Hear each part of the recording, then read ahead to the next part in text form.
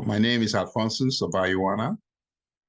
I am a physician and the author of the book, How to Live a Life of Hope, a roadmap for achieving personal fulfillment. I am a married man for 45 years. We have 2 sons and 3 granddaughters. Also a retired major in the U.S. Air Force Reserve. And I've been involved in research on hope and happiness for over 35 years. And so discussing your book, How to Live a Life of Hope, can you give us a brief synopsis for people who might not have heard of it? Well, How to Live a Life of Hope is a prescribed lifestyle that involves, first of all, finding your calling and then accruing hope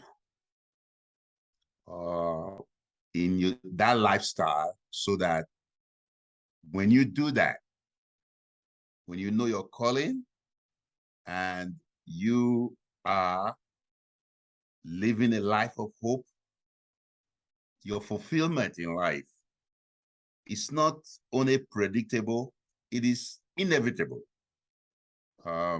There are many people who do a lot of things, but they never saw and rise to the top of their game because they don't know their true calling.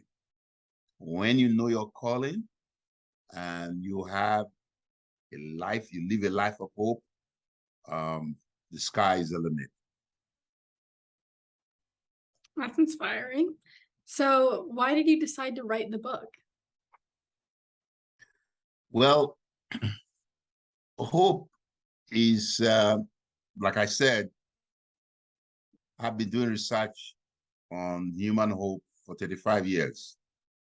I started it when I was a third-year medical student, after seeing patients who had just attempted suicide, admitted to the hospital. In talking with them, I got got very interested in the issue of human hope, because hope is what makes life to be sustained. People who don't find hope in their life, those are the ones that attempt suicide. Hope, a life that is full of hope, is actually a happy life. If you're looking for a happy life, live a life that is full of hope. Yeah, so I think you're already touching on this, but why is hope so important? Well, humans, we are futurians. We believe and live and hassle over what is going to happen. Uncertainty is the biggest challenge in life. Uncertainty. And that's what makes us do whatever we do. All right. You have insurance just in case. All right. You are working so you can put food on the table and have comfort, food and comfort. All right. You go to church because you want life everlasting. You know, salvation, as people say. Whatever you do, you are doing it for tomorrow. That's why children are happier than adults. Children just think about now. Okay, you give them food, You answer their questions, you let them feel included, they are happy. But for adults, even though things are okay right now, we are obsessed about tomorrow, about the future. And there is no other way of getting relief from this obsession about the future other than having hope. Hope is the only way of being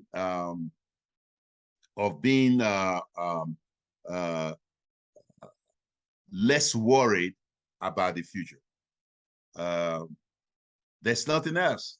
Nobody knows what's going to happen tomorrow. But when you have hope, then you have a reason for going on living. That's why hope is very important. So what is your solution for maybe people who've lost hope? Well, there are three kinds of people, as I discussed in the book.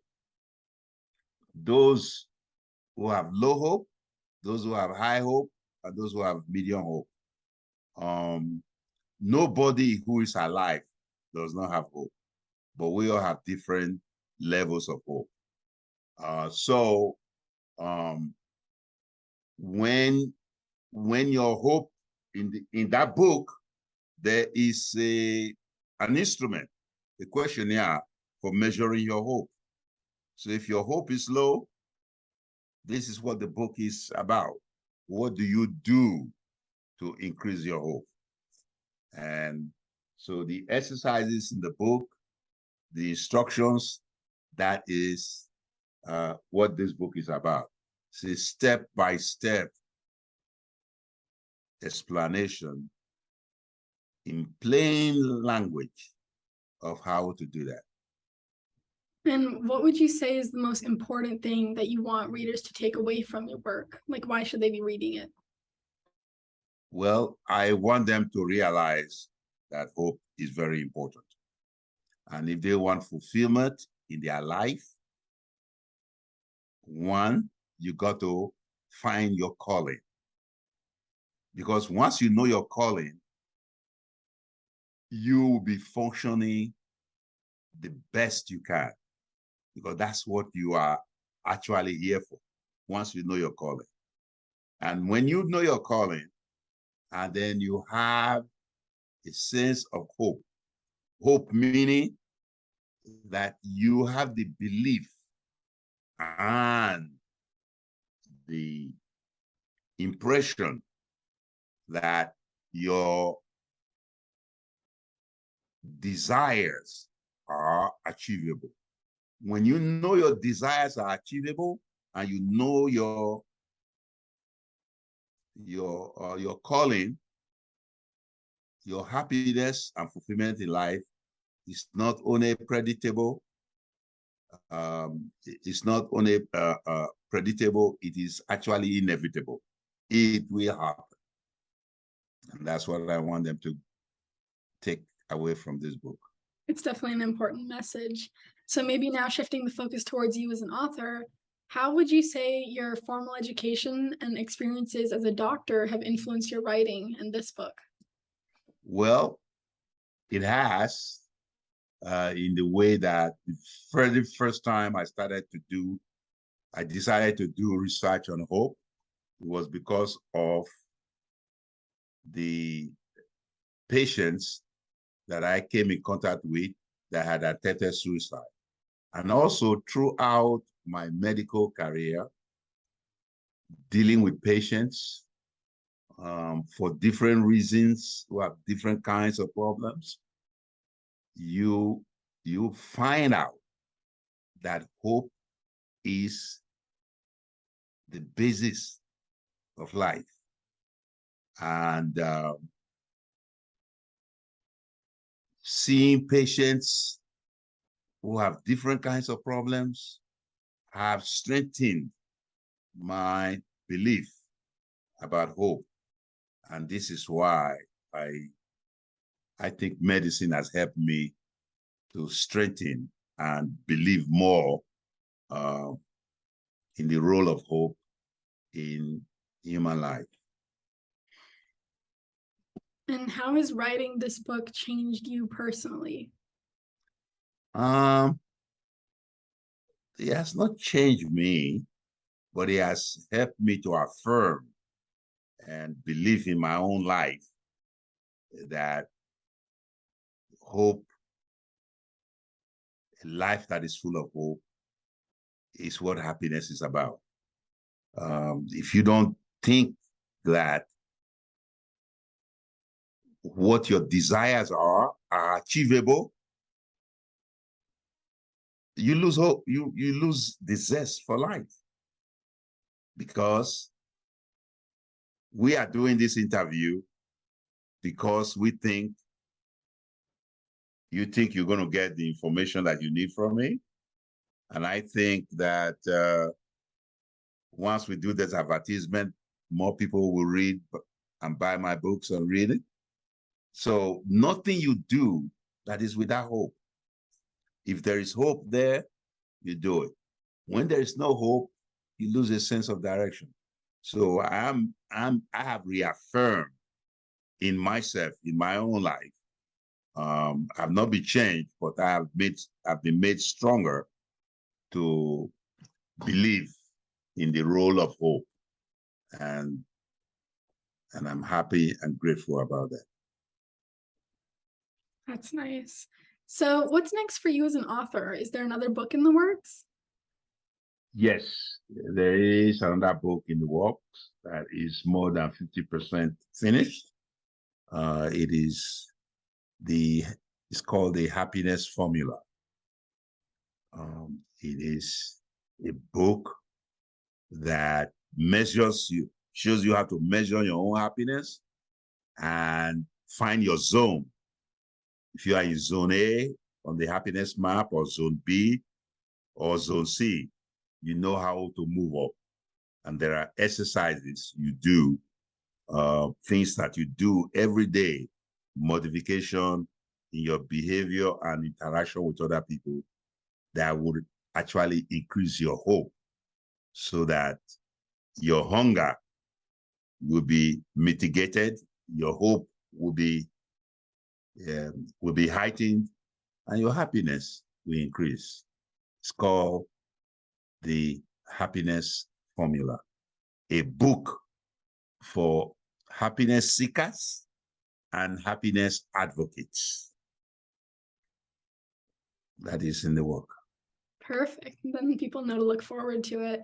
So, as far as advice for aspiring writers, what do you think that people hoping to write their own book could learn from you and your journey? I don't know what they could learn from me, but I think that if you're writing a book, write about what you know. What you know. If you write about what you know and what is important to you, I think you will definitely have the material. Writing about what you know. I enjoy writing this book, and I'm writing a third one. My first book was The 5 Sources of Human Hope. And the second one is How to Live a Life of Hope. And the third one is The Happiness Formula. So if you write about what you know and you are passionate about, I think that is a good way to be on the road of being a successful author. Perfect. That's good advice. Well, those are all the questions that I had for you today. Is there anything else that you'd like to add before we close? No, I hope that as many people as possible could read this book. There are many books out there that are good. It's just that sometimes the advertisement is not there and people don't know it. But this book, if you look at the reviews that it has already had on Amazon, and just pick it up, read a little bit about it and you will see what it is. So I'm glad that we had this interview. Hopefully people will give it a try. And when they give it a try, they will find out it's useful in their life. It also has even ways of overcoming